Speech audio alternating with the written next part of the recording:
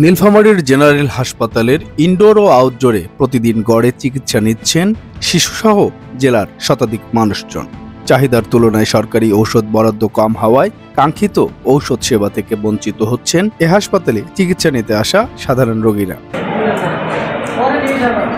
পেটে ব্যথা নিয়ে নীলফামারী জেনারেল হাসপাতালের সার্জারি বিভাগে ভর্তি হয়েছিলেন তিনি। নামমাত্র সরকারি ঔষধ পেলেও প্রয়োজনীয় সব ঔষধ মিটিয়েছেন পরিবারের দেওয়া অর্থে। ভর্তি হয়েছেন কি নিয়ে?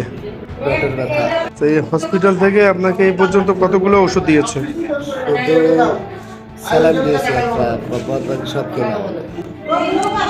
এই যাবত আপনার শরীরে কয়টা স্যালাইন গেছে? এটা সহ 4টা।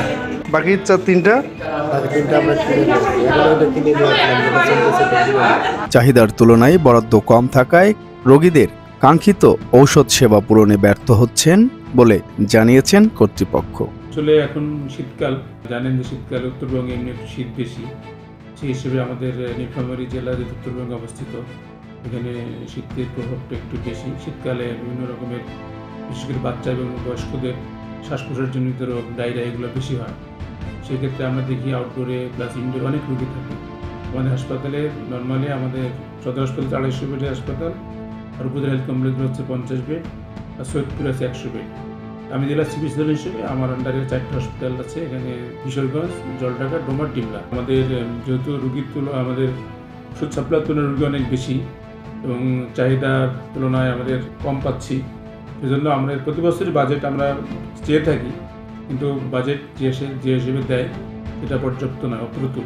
দেশের সবকটি জেলার মধ্যে সরকারি ঔষধ বরাদ্দের ক্ষেত্রে নিম্ন স্তরের দ্বিতীয় স্থানে রয়েছে নীলফামারীর 250 শয্যা জেনারেল হাসপাতাল। এখানে হাসপাতালে আমাদের যে হাসপাতালের বাজেট অপ্রতুল থাকার কারণে যে ওষুধের যে প্রয়োজন, যে চাহিদা যেটা রয়েছে এটা আমরা মেটাতে পারি না। এই বিষয়টা আমার ঊর্ধ্বতন কর্তৃপক্ষ মন্ত্রণালয়ে আমরা জানিয়েছি, তারা যদি সেরকম আমাদের চাহিদা অনুযায়ী যে বরাদ্দের ব্যবস্থা করে, ইনশাল্লাহ ভবিষ্যতে এই সংকটটা ওষুধ যে পাচ্ছে না এটা চাহিদার তুলনায় সরকারি ঔষধ বরাদ্দ কম, এর উত্তর খুঁজতে ঔষধ প্রশাসনের দপ্তরে যায় ভোরের কাগজ, কিন্তু বারবার যাবার পরেও দেখা মেলেনি কোনো কর্মকর্তা। হাসপাতালের স্টোরে প্রায় 100 প্রকারের ঔষধ মজুদ থাকলেও তা অপ্রতুল, ফলে কাঙ্ক্ষিত ঔষধ সেবা থেকে বঞ্চিত হাসপাতালের শিশুসহ বিভিন্ন বিভাগে চিকিৎসা নিতে আসা তাজুল ইসলামের মতো শত শত রোগী। তবে ঔষধ সংকটের এ সমস্যা সমাধানের আশ্বাস দিলেন জেলা প্রশাসক। আমাদের এই বিষয়টা আমার যেহেতু জানা ছিল না, আমাদের আগামীকালকেও একটি মিটিং আছে হাসপাতালে, ব্যবস্থাপনা করে মিটিং এ আমরা দেখবো যে কত বরাদ্দ বাড়ানো যায় সে বিষয়ে। আমরা যারা আছেন ডাক্তারেরও অপ্রতুলতা রয়েছে। বৈষম্যহীন বাংলাদেশে আদৌ কি তালিকাভুক্ত হবে নীলফামারী জেনারেল হাসপাতাল?